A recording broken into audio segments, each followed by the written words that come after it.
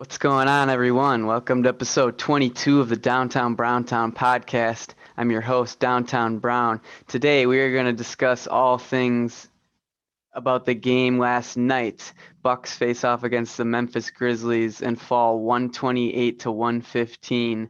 But before we get into that, just want to remind everyone that I guest appeared on the Gimme a Buck podcast, which was recorded on Saturday. It will be released tomorrow, Monday, April 19th. They are on Spotify, Apple Podcasts, and all other major platforms. So please make sure to check it out. It was a bunch of fun. I had a great time, and I'm hoping to be back on there again soon. So, and before you do that, also please subscribe to my YouTube channel. That way you can stay up to date on all of my future content as it is posted. And make sure to follow me on Instagram and Twitter as well. Instagram, I'm at downtown_brown. And on Twitter, I'm downtown_brown33, all lowercase for both the Instagram and Twitter handles. So let's get right into the game here. Bucks fall 128 to 115 against the Memphis Grizzlies. Your leading scorers in the game, Giannis, 28 points, 11 rebounds, 8 assists. Bryn Forbes, 19 points, 6 boards, 1 assist.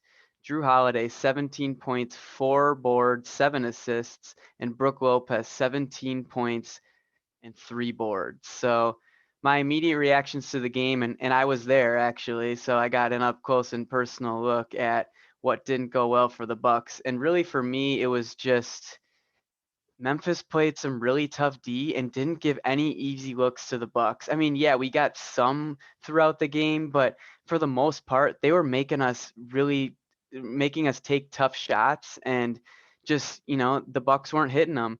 Sometimes the Bucks can fall into this game of just chucking threes, and sometimes they're not really good shots, like taking them early in the shot clock or something like that. And that frustrates me. It's like we got to move the ball around consistently and not get stuck in this ISO hero ball type thing. And I think the Bucks are doing that a lot yesterday. Chris Middleton was a big disappointment for me. I mean, 16 points, 5 of 13 from the field. I mean, yeah, he was 3 for 6 from 3, but he just forced up a lot of bad shots and really just looked puzzled out there. I mean, Memphis is a gritty team and coached by Taylor Jenkins, who's a former assistant of Coach Budenholzer. So I think it's important to note that he definitely knows how to get at the Bucks and attack them a little bit, specifically on the defensive end or the Bucks offensive end. So I mean, he's definitely got a little bit of the key to this of how to break down the Bucks. And the last few times that we played Memphis, always tough games. They always get down to the wire. I mean, when we played them earlier in the season, Drew Holiday hit a buzzer beater at the end of the game to win. I mean, we almost lost that game in Memphis too. So Memphis just a really tough team and got some really gritty players. Ja Morant, Dylan Brooks, Desmond Bane looked great in my opinion. Grayson Allen just killed the Bucks, 7 for 10 from 3. I mean, my gosh, I don't get why we were giving him so many open 3-pointers, but we'll get to the defensive scheme in a little bit here. But overall, just a disappointing game from the Bucks. And let's get back to Middleton here. I mean, they were just doubling him and just not making anything easy for him. Like Chris Middleton, as we can have seen in the past, specifically against the Raptors in that 2-game series where we in the regular season this season where we lost to them both times. That was when we were on that bad 5-game losing streak. Chris Middleton was getting doubled all the time, and it was working. I mean, Drew Holiday was out at that point in time, so clearly they could afford to double Chris Middleton a little bit easier. But I think the Memphis Grizzlies probably looked at some of that tape and said, hey, don't give Chris Middleton anything easy. That's when he's going to get going, and it's probably going to be a long night for the Grizzlies at that point. Let's just double Chris Middleton or just play really, really tough on him. If you got to foul him once in a while, do it, but don't give him any easy looks. And they didn't. And clearly he was inefficient last night, just forced up a lot of bad shots. And yeah, he had 16 points, but inefficient scoring from him and just overall a very bad performance. And it's just been a roller coaster with Chris Middleton. I think that he can be great, and he has shown flashes that he can be great. This season, earlier on, he was playing out of his mind, so good, and and now it's just been on a little bit of a downward trend. He seems to beat up a lot of the bad teams. Like, yeah, we saw him play good against the the Atlanta Hawks on Thursday. Or no, it wasn't the Atlanta Hawks. It was the game before that. Gosh, I'm blanking who we played, but it was a blowout. The Minnesota Timberwolves. Minnesota Timberwolves. Chris Middleton looked great in that game, but they stink. So I mean, I don't take much from that. I need to see Chris Middleton playing well against good teams. And as of right now, I have not been seeing that. And you can't even say the Memphis Grizzlies are an elite or even a great team. They're definitely not elite, but I don't think they're great either. So yeah, they're good. And like I said, having Taylor Jenkins, I think really helps them when they go up against the Bucks. But still, Chris Middleton for me, it has been a letdown. And I've always been a Chris Middleton fan, always been defending him. But you know what? I've been on him a little bit lately because offensively is where we need him to step up, and he just has not been doing that for us lately. And we all know that his defense has slipped this year for sure. Definitely lost some of his on ball defending abilities that he's had in years past. So when your defense is slipping a little bit, the offense has to be able to compensate for that. And clearly for me, it hasn't. So definitely worried about Chris Middleton. I'm not giving up on him whatsoever. I think he can get it done, but we've only got 16 games in this regular season left. So the Bucks cat don't have too much time to figure things out and get this team really gelling, playing the best when we need to most, which is going to be playoff time. So let's keep a close eye on Chris Middleton here. And the Bucks got a big test this coming week. Two good teams. We play Philadelphia twice and Phoenix. So we play Phoenix tomorrow, Monday the 19th, and then we play Philly at home the 22nd, which is Thursday, and then the 24th, which is Saturday. I'll be at that Saturday game. The Phoenix game is at home as well. So all three games at home. Really tough teams. I'll be at the Saturday game. I'm 0-2 so far this year. I've seen two pretty rough losses as well, both to the Boston Celtics and the Memphis Grizzlies. So really hope that I can see a win, but it's going to be the toughest team that we face here in Philadelphia. So big test for Chris Middleton coming up here, and I think he can pull through. Just gotta hope for the best. So um, let's get into a little bit of what the Bucks did defensively. So the Bucks played some 2-3 zone for a good amount of that game, and Coach Budenholzer in his post-game press conference mentioned that the reason why he switched up to a 2-3 zone versus playing man-to-man on defense is because he wanted to just try and change the complexity of the game a little bit and try and maybe throw a different shade at the Memphis Grizzlies and just try and change the tempo and their offensive scheme. And clearly, it didn't work because eh, just to kind of analyze a 2-3 zone in general is that or even a 2-1-2. The Bucks kind of play a little bit of both, but it's basically the same thing. So basically, when you're playing this type of zone, you're packing in the paint. You're not letting them get to the paint and score in the paint, but you're going to give up open shots at the perimeter. And clearly, the Bucks just gave up a lot of open shots, and the Memphis Grizzlies hit them. I mean, Grayson Allen 7 for 10 from three. I mean, Desmond Bane was knocking down shots. It was tough to watch, really. I mean, I just don't understand. Like, okay, you can try the zone for a little bit, but if they're knocking down shots, like you can't just keep going at it because they gain confidence at that point. Then they're just gonna keep taking those shots and nailing them. I mean, Grayson Allen was taking deep threes, right, catch and shoot threes, like shots that he normally doesn't take, and he was just draining them because he had confidence. He's like, okay, clearly this is working and I'm just going to keep knocking him down. And that's what he did. So um, it was just frustrating that I like what Coach Budenholzer is doing, trying to make adjustments, but I don't think that's the right adjustment at that point in time. Like, sure, try it for a little bit, but if it doesn't work, scrap it. Go back to man to man. You can't let the game get out of hand like that. And clearly it did. I mean, this whole game, it was like the Bucks were always down, and like we would finally get it to 6 points, 8 points, something like that, a little bit of momentum our way. And then what do you know? Memphis answered every single time. And then we would have a couple turnovers, missed shots, a little combination of both. And then they would just get easy shots in the paint from fast break or hit open 3-pointers and bam, the lead's back to 15. It felt like it was like 15 to like a 10 to 17 point lead for the Grizzlies, pretty much the whole game. So it was just tough. Those games are really difficult and I think really mentally defeating on the Bucks in that situation where you finally feel like you're getting some momentum. Things are going good. Cut it to single digits, and bam, just like that, back to 15 points. Like, I played sports in my life and been in situations like that, and it just sucks. You're just like, man, what do we got to do to win this game? Like, it just feels like nothing is going our way, and no matter what, we're just not going to win. And like, throughout the late third quarter, even early third quarter or fourth quarter, when we were cutting the lead down a bit, it just really never felt like the Bucks were going to win that game, and it was frustrating. It clearly was. I thought the refs did the Bucks absolutely no help last night. I mean, that goaltending they called on Jeff Teague on that and one, I think it was by Dylan Brooks, was absolute ludicrous. I mean, that was not goaltending at all. Like, I don't, he didn't touch the ball. Like, I don't understand what you're doing there. You're just gifting him 2 free points in an and one opportunity, which he capitalized on. So, and I also thought Giannis was getting, he was driving a lot, and I think there were some times where they could have called a foul, or people were, it looks like nothing's really happening, like they're not really going at Giannis, but when you look at it in slow mo, and I know that these refs aren't refereeing the game in slow mo, but Giannis is getting mauled down there. And I'm not saying every single time he was down there that it was worthy of a foul, but I think we could have got a couple more fouls out of those referees. And they were calling a lot on the Bucks too.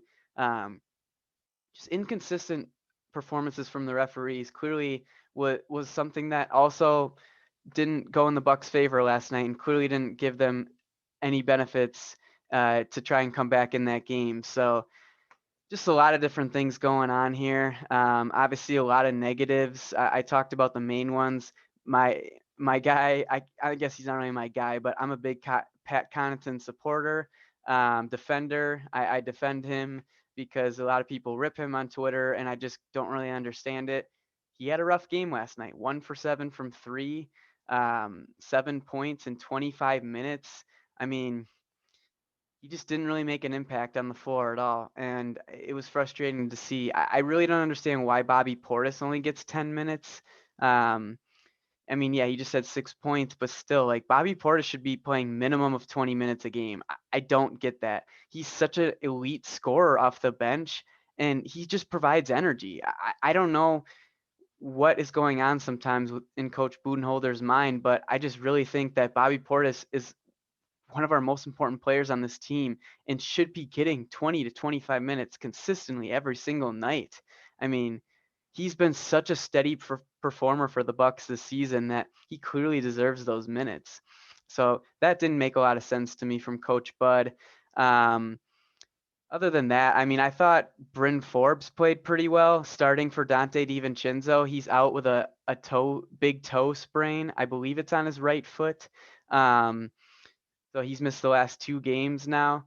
But I thought Bryn Forbes played well. I mean, yeah, he didn't shoot super efficiently. 3 for 9 from three, 7 for 13 overall is good, but 33% from three for him isn't great. I mean, it's not terrible, but you expect Forbes to be closer to like his floor to hopefully be around 35% and then hovering around the 40s to 50s in from game to game. Obviously, it's going to fluctuate, but I thought he played well last night. I mean, the thing with Bryn Forbes is you got to just live or die with him shooting the ball. He doesn't pass too much. I mean, he shoots a lot, but that's his role though. Like, clearly he comes in off the bench most games, and is his one role is to score the basketball, and he can do that. And I thought he played well, but I know that some Bucks fans are going to be frustrated with him because he just doesn't pass the ball a lot, but you know what? From a guy like him, I don't mind it that much because he makes shots, and sometimes we just need a guy in there who's just going to put them up, and I feel pretty good when those shots are going up from Bryn Forbes. So overall, I thought he had a pretty good game. I mean, Giannis clearly looked a lot better last night. 8 for 12 from the free throw line. Could have been a little bit better. I mean, that's 66%, not ideal, but he missed some, in the fourth quarter of that game too, where it's like, man, those are the ones you just gotta make. Like, if you're gonna miss a couple, miss them early on in the game. But in the fourth quarter, you gotta knock down these free throws, because when it comes playoff time, he's gonna be on the free throw line a lot, game to game, especially in the fourth quarters of games. So in order for the Bucks to get to the finals this year, I think Giannis has to be 70 75% minimum from the free throw line, and and knocking them down in the fourth quarter when it matters, because we've all seen him in the last two postseason runs. I mean, he shot 53% from the free throw line in the Miami series and 58% from the free throw line in the Toronto series. So that is not going to get it done, and clearly it didn't get it done for the Bucks in the last two postseason runs. So that's really important for me. And again, I think Giannis has been shooting a lot better from the free throw line, right around the mid 70 percentile or 70% since like the beginning of the season when he really struggled. But again, I think that's going to be crucial for the Bucks to um, get to the NBA Finals this season. So let's talk about PJ Tucker a little bit. He got 25 minutes, 22 minutes last night, 5.6 boards, 1 for 3 from three, 2 for 6 overall. I mean, he didn't stick out at all to me. That's for sure. I thought that his defense was respectable, but overall, the Bucks defense was absolute garbage last night. They like obviously they were playing that zone for quite some time and giving up open 3-pointers, but still Memphis was getting to the rim and just hitting these easy little bunnies over Brook Lopez, over a PJ Tucker, over a Giannis in the post, and it just looked way too easy for them. Like the Bucks were just struggling on offense to even get a good shot. Yeah, they had stretches in the game where they were moving the ball around well and creating some good plays for each other, but overall, it just was an absolute struggle for them. A lot of turnovers and just bad shots. Memphis really got in our heads and we're just playing lockdown, really tight defense, specifically on Chris Middleton, Drew, and Giannis, and just not giving up any open opportunities. And clearly it impacted their performance and led them to a win. So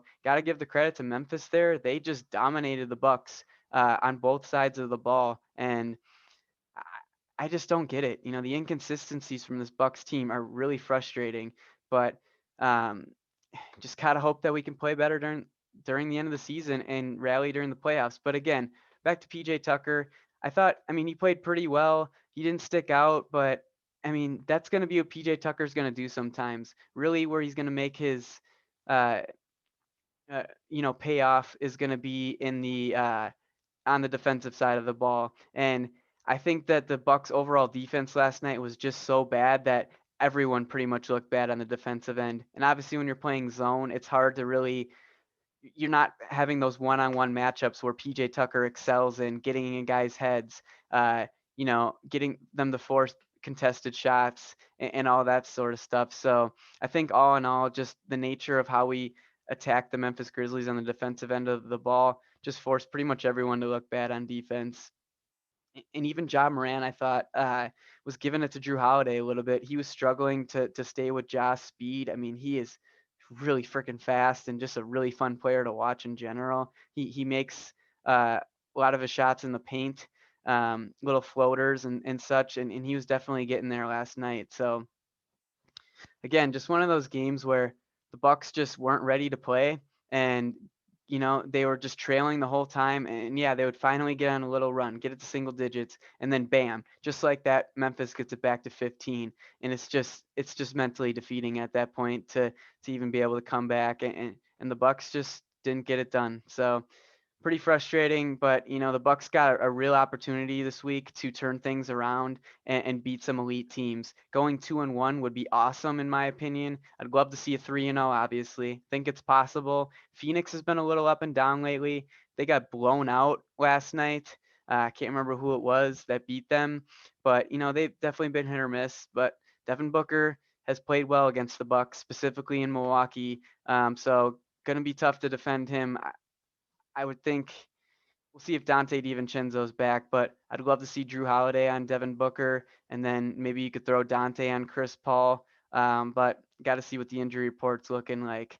Gonna be a good one. I think Brook Lopez will be an important piece in that game. He'll be on DeAndre Ayton. We're gonna need a big presence to slow him down. So Phoenix is gonna come in ready to go, and obviously Torrey Craig revenge game could be in store for Craig and the Phoenix Suns after we traded him to the Phoenix Suns, and he's been playing pretty well for them. So wouldn't be surprised if Torrey Craig has a big game. He's going to be motivated, and he's going to want to show the Bucks that they were wrong in not giving him a real opportunity this season. So Again, after that, 2 games against Philadelphia, both at home.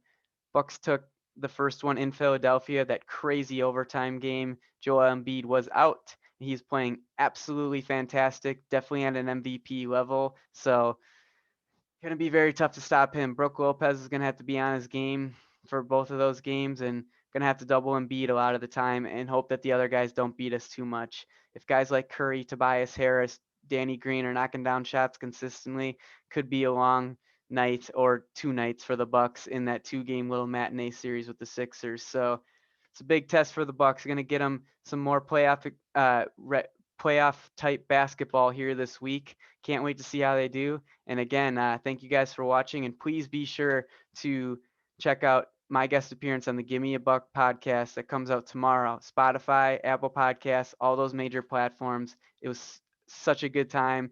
I think we all did really well, and a lot of good conversations, great questions by the hosts, and just very excited for you guys to check it out. So again, thanks again for watching, and go Bucks.